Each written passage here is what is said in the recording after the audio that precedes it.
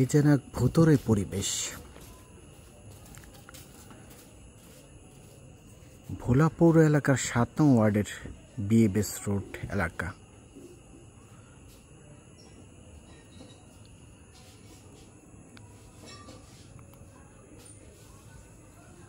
এই গলিটির মধ্যে ৫ থেকে ৬টি ল্যাম্প পোস্ট রয়েছে, যেটি হচ্ছে বিদ্যুতের খাম্বা।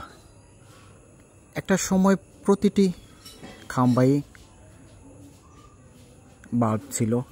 রাতের আধারে মানুষজন সেই বাল্বের আলোতেই চলাফেরা করতে তাদের স্বাচ্ছন্দ্য বোধ করতো। এমনকি এখানে অনেকেই সন্ধ্যার পর হলে সেই লাইটের আলোতে কিন্তু হাঁটাচলা করত। আর এখন এমন একটি অবস্থা হয়েছে যেন এক ভুতুড়ে পরিবেশে। একটি খাম্বাতে লাইট দেখা যায় না, পুরো রাস্তাটিও অন্ধকারাচ্ছন্ন। এই হচ্ছে ভোলার শহরের একেবারে সদরের সনিকটে, যেটি হচ্ছে বিএবেস সড়ক।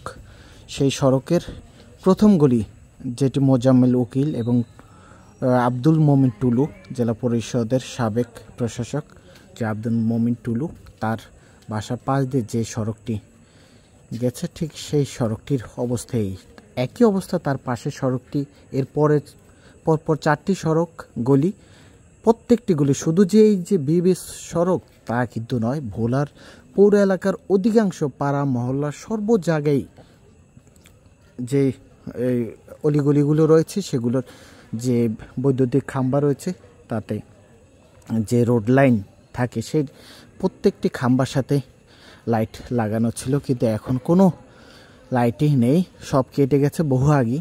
কিন্তু কারা এগুলো দেখভাল করার দায়িত্ব এখন কাদের? একটা সময় হয়তো পৌরসভার যে কাউন্সিলররা ছিল, তারা প্রতিদিনই দেখা গেছে কোনো না কোনো কাউন্সিলর পাড়া মহল্লা অলিগুলি বিভিন্ন জায়গায় ঘুরে ফিরে সাধারণ মানুষের দুঃখ দুর্দশা সব বিভিন্ন কথাবার্তা, বিভিন্ন আলাপ আলোচনার মাধ্যমে সুযোগ সুবিধা কি রয়েছে বা কি নেই বা কি আছে, এই সকল বিষয়গুলো নিয়ে আলোচনা করতো। কিন্তু এখন তো সেই কাউন্সিলররা নেই।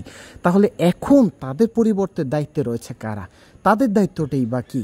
তারা কি পারেন এই সকল অলিগুলো পাড়া মহল্লা বা সাধারণ মানুষের সঙ্গে খোঁজ খবর নিয়ে এইভাবে এই তাদের কি অসুবিধা সুবিধা কি আছে বা কি নেই, এগুলো বিষয় তো একটু পর্যালোচনা করে সেগুলো তারা দেখভাল করার দায়িত্ব তো মূলত তাদের। কিন্তু তারা কি করছে? শুধু পৌরসভার চেয়ার টেবিলে বসে থেকে কিন্তু নাগরিক সুবিধা দেওয়া যায়?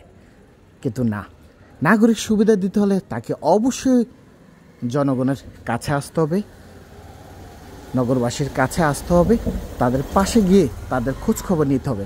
কিন্তু এখানে আজ পর্যন্ত আমরা একটা বছরে দেখি নাই পৌর কর্তৃপক্ষের কোনো একজন লোক এখানে এসে, শুধু যে এই গলির কথা বলবো তাই নয়, প্রত্যেকটা জায়গায় পৌরসভার যে জনগণ যে ট্যাক্স দেয়, বাৎসরিক যে ট্যাক্স দেয়, সেটি ক্ষেত্রে তো এইবার যেভাবে আমরা দেখেছি যে পৌর কর্তৃপক্ষ যেভাবে মানুষ এক কথায় লাইন, বিদ্যুতের লাইন কেটে দিয়ে, বাসাবাড়ি লাইন কেটে দিয়ে তারা ট্যাক্স আদায় করেছে। বিনিময়ে কি দিয়েছে? সন্ধ্যার পর হলে বের হওয়া যায় না অন্ধকারের জন্য, একটা খাম্বায় লাইট নেই। তাহলে কি এই যদি হয় নাগরিক সুবিধা, তাহলে আমরা কেন ট্যাক্স দেব? এই বিষয়গুলো অবশ্যই পৌর কর্তৃপক্ষকে দেখতে হবে, তাদের খোঁজ খবর নিয়ে কি কি অসুবিধা রয়েছে এগুলো দেখতে হবে। এর বাইরে রাস্তাঘাট হয়তো সংস্কার হচ্ছে, বেহাল দশা, সেগুলো নাই যায়, সেগুলো তো পরিস্থিতি খুবই খারাপ, হয়তো ক্রমশ সেগুলো সংস্কারের দিকে যাচ্ছে। কিন্তু এই যে ছোটোখাটো বিষয়গুলো, রোড লাইন রয়েছে কিন্তু খাম্বায় লাইট নেই, অন্ধকার একটা ভুতুড়ে পরিবেশ। সন্ধ্যার পর হলে চারিদিকে মনে হচ্ছে যে এখানে যে এখন কারেন্ট রয়েছে সেটাও কিন্তু বোঝার উপায় নেই। রাস্তা দিয়ে হাঁটলে সেটা বোঝার মোটেও উপায় নেই। আশেপাশে বাসার বাড়িতে ঠিকই লাইটের আলো জ্বলছে, সব বাসায় কারেন্ট রয়েছে, কিন্তু রোড লাইন আছে কিন্তু খাম্বা লাইট নেই। এই যদি হয় নাগরিকদের সুযোগ সুবিধা দেয়া, তাহলে এটি হাস্যকর ছাড়া আর কিছু নেই। তাই আমি বলবো পৌর কর্তৃপক্ষের যারা দায়িত্বে রয়েছেন, তারা প্রত্যেকটা পাড়া মহল্লায় সাধারণ মানুষের সঙ্গে খোঁজ খবর করে কার কি সুবিধা অসুবিধা, সেগুলা খোঁজ খবর নিয়ে সেগুলা সেই সকল সমস্যাগুলি নিরসন করবেন এমনটি প্রত্যাশা করছি। তাও না হলে আগামীতে অনেকেই হয়তো বা ট্যাক্স দিতে, বাৎসরিক ট্যাক্স দিতে গেলে এই সকল প্রশ্নের সম্মুখীন হতে হবে পৌর কর্তৃপক্ষকে। তাই আমি আবার বলছি যে তারা এই সকল অলিগলিগুলোতে ঘুরে, পাড়া মহল্লায় ঘুরে, প্রতিটা ওয়ার্ডে তাদের লোকজন ঘুরে সুযোগ সুবিধা, মানুষ কিভাবে আছে, কি অসুবিধা রয়েছে, এগুলা দেখভাল করে যথাযথ পদক্ষেপ নেবেন এমনটির প্রত্যাশায় আজকের মতো এখান থেকে শেষ করছি। ধন্যবাদ সবাইকে।